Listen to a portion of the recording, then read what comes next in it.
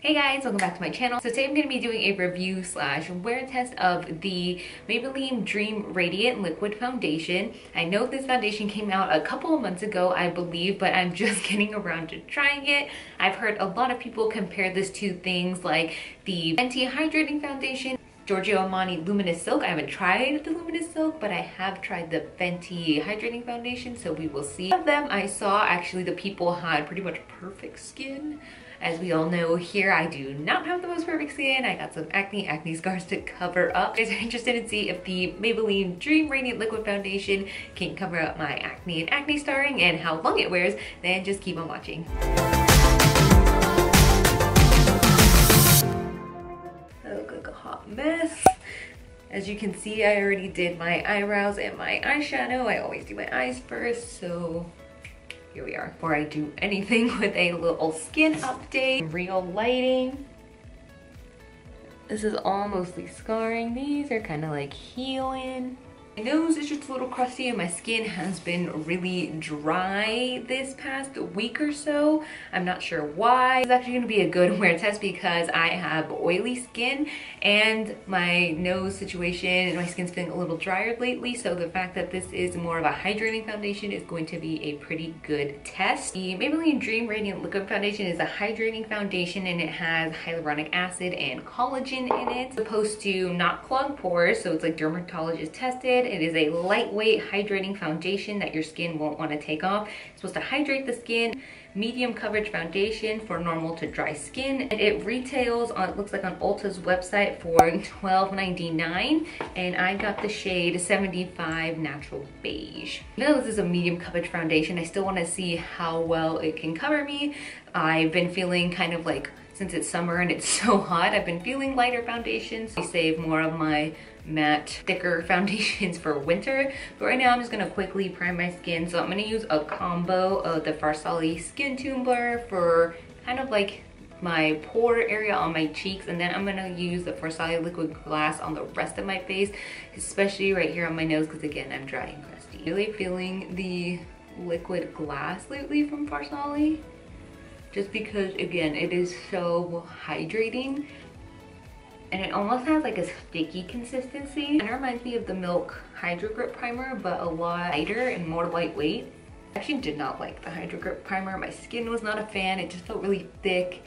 And it did hold my makeup really well, but again, it was just really thick. I would not buy it again. Like, it was just clogging my little pores more and freaking me out. Now I'm gonna go in with the Maybelline Dream Liquid Foundation. Ooh. It is more of a thick consistency, which is interesting because I thought for a Dream Liquid it'd be a lot more liquidy. I'm gonna start with this half of my face. Use this Morphe brush. So that's what we have so far. You can tell that it really did even out my skin tone. Brought some color back. I believe I used a whole pump on my face though. Let's see how this applies with the sponge. I'm gonna take this Morphe sponge. So as you can see, I think you can tell there's less coverage on compared to the brush side, but it looks pretty even. So this is how much it covered with the brush side. You can still see my pimples and scars peeking through. This is the side with the sponge. So again, you can still see it peeking through quite a bit. It does look really good on the skin. I think it did even it out quite a bit. I probably still have to go in with concealer. It's kind of sinking into my... It for sure doesn't make you look blurred in any way. It is clinging on, if you can see there, my dry patch. And you can see my pores. My nose is very flaky right now and very dry, so I guess it's to be expected, and it's not clinging as bad as I thought, like on the rest of my nose, but just like the really bad flaky patches it is clinging to. It's a nice, pretty dewy finish. Looks pretty much the same, but this side with the brush does have a bit more coverage. I'm gonna go ahead and finish the rest of my makeup. I am gonna add a little bit of concealer to spot conceal on some of like my bigger zits right here, just to keep them a little more covered. We'll check back with you guys after my makeup is done. Alright guys, so I am done. I'm back and done with my makeup. Biggest fear, if you don't know, is that I'm gonna scratch my cornea or scratch something in my eye and then I have to wear an eye patch or I have to do something. I hate people touching my eyes, so freaks me out. Today I poked my eye with mascara. Oh, no, that's also what I did today. So I was using a stippling brush and that got in my eye.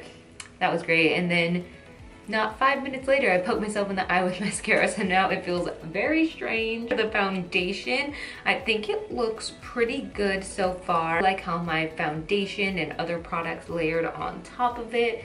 It does look like it's emphasizing my texture in this region a little bit. So it looks like it is emphasizing my texture quite a bit.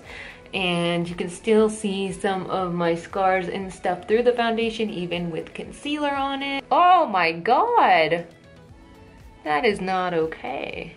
Well, very hot today. Apparently this weekend is supposed to be a heat wave, so we will see how this foundation holds up in the heat and also around my crusty nose. So far, I don't hate it. I like how it looks overall, and we'll see. I just hope that this whole texture situation, I hope it doesn't get worse throughout the day, but we will see. So I will check in with you guys later tonight. At the end of the day, this is how we're looking so far. Honestly, not as oily as I thought. Oh, my texture looks terrible. There's that. Looks okay so far. I feel like it's holding up pretty well. It's kind of sinking into my lines, my tiny line. But here is where the texture looks the worst for sure. It's the end of the first day wearing this foundation, and I will check back with you guys tomorrow. Alright guys, it's time to wrap up my review on the Maybelline Dream Liquid Radiant Foundation. At first, when I first tried out this foundation, I thought I would hate it.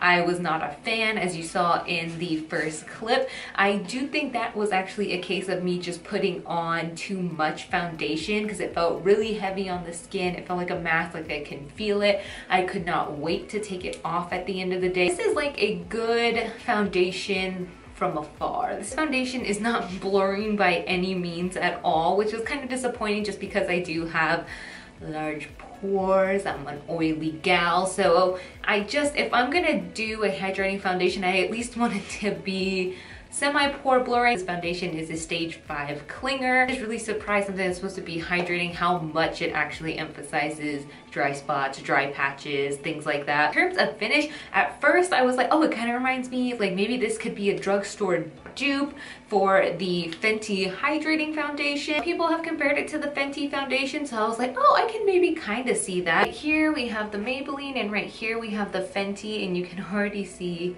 consistency wise they're not really the same. With the Fenty, this is still more blurring in my opinion, at least for my skin. I feel like it is much more blurring for my pores. It looks better, and I like, since it is a little liquidier, I feel like that adds to the lighter effect of it. This feels a little thick, especially if you cake too much on, so really be careful. They may be a dupe in finish, I just don't think they're a dupe in feeling or coverage. I still think you get a little bit more coverage with the Fenty. Coverage wise, it's okay coverage. Like if you have acne prone skin, like it'll give you a decent medium coverage. Like it's not like light coverage at all. It does the job pretty well. Is this the fullest coverage foundation in the world?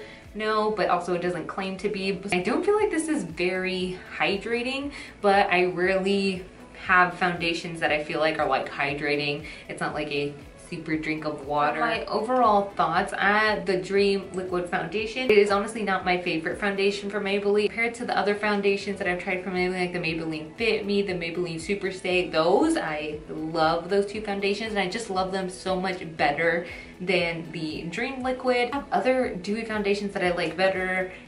The Fenty Pro Filter, there's a Beauty Bakery that's a little more dewy, but it's like, oh, that was full coverage, that was nice. Becca Skin Love Foundation, love that foundation. L'Oreal Pro Glow, the L'Oreal Pro Glow foundation I prefer over this just because, again, it's just lighter. I'm gonna say this may be a good foundation maybe in the winter, more drier months, since it is a little thicker, but just seeing the way that it's stage 5 clings to my dry patches, maybe it's not. It is not the worst foundation in the world. I for sure have tried worse foundations. It didn't break me out, which is super nice. It was just it's a really nice, okay foundation, and you don't need to waste your money on foundations that aren't good or that are just okay. Save the $10, $13 that you would pay for this and save up for the Fenty. There's so much better options, I feel like, than this foundation. So that is it for this video, guys. I hope you guys enjoyed. Let me know if you've tried this foundation. Did you like it? Did you hate it? Wasn't what you thought it was? Let me know in the comments down below. Also, let me know any other videos you would like to see from me, either beauty, makeup, skincare, what have you. Let me know, and I will see you in the next one. Bye, guys.